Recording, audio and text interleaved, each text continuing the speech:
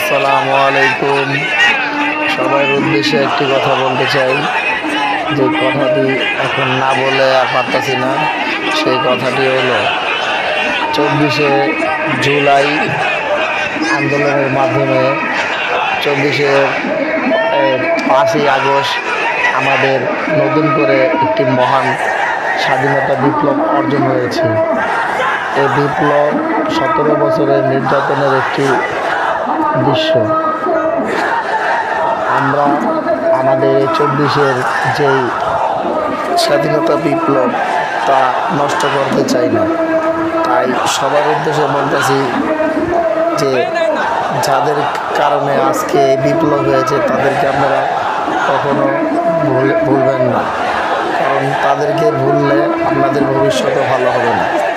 আপনারা অনেক বড় বড় রাজনীতিবিদ আছেন, অনেক বড় বড় পদ আছেন, আপনারা যা ইচ্ছা তাই করতে পারেন, কিন্তু এটা ভাববেন না যে আপনারা আওয়ামী লীগের মতো কোনো খারাপ কাজে জড়িত থাকবেন, তাহলে আপনারা ছাড় পেয়ে যাবেন। এটা কোনো দিনই ভাববেন না, কারণ এই 24-এর স্বাধীনতা সংগ্রাম হয়েছে শুধু আমাদের দেশ থেকে বৈষম্য দূর করার জন্য, কিন্তু দেশে আজও বৈষম্য রয়ে গেছে। আগের মতো চাঁদাবাজি, টেন্ডারবাজি, ঘুষ, দুর্নীতি সবই আছে। তাই আপনাদেরকে সাবধান করে দিতেছি, সবাই সাবধান হয়ে যান। আর না হলে যেই কারণে আমরা রক্ত দিতে গিয়েছি সেই কারণে যদি আমাদের সফল না হয়, তাহলে আমরা আরেকটি স্বাধীনতা অর্জন করব। আমরা চেয়েছিলাম এ দেশটাকে একটি ইসলামিক রাষ্ট্র বানাতে, বাংলাদেশটাকে চেয়েছিলাম সুন্দরভাবে ইসলামীভাবে সাজাতে।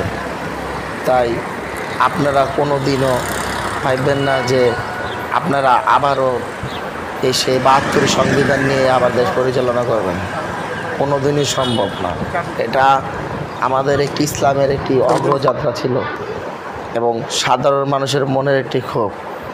কখনো ইসলাম ছাড়া এদেশ আমি মনে করি ভালোভাবে শাসন করা সম্ভব না। তাই আমাদের সবার উচিত যে ইসলামিক দলগুলোকে সাথে নিয়ে সব রাজনৈতিক দলের ঐক্যমতে একটি ইসলামিক রাষ্ট্র গঠন করা এবং ন্যায্যতার ভিত্তিতে রাষ্ট্র পরিচালনা করা। তাই সবাইকে বলবো, সবাই চাঁদাবাজি থেকে মুক্ত থাকুন, ঘুষ থেকে মুক্ত থাকুন, দুর্নীতি থেকে মুক্ত থাকুন, সুদ থেকে মুক্ত থাকুন। তাহলে আমার দেশটা আবার সুন্দর হবে, আবার আমাদের রাস্তায় নামতে হবে না।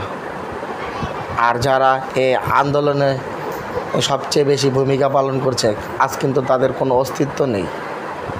মনে রাখবেন, পদের আশায় কোনো দিন দেশপ্রেমিক ছোটে না, কোনো রাজনীতির আশায় কোনো দিন দেশপ্রেমিক ছোটে না। ইসলাম জিন্দাবাদ, ইসলাম এদেশে কায়েম হবে ইনশাআল্লাহ।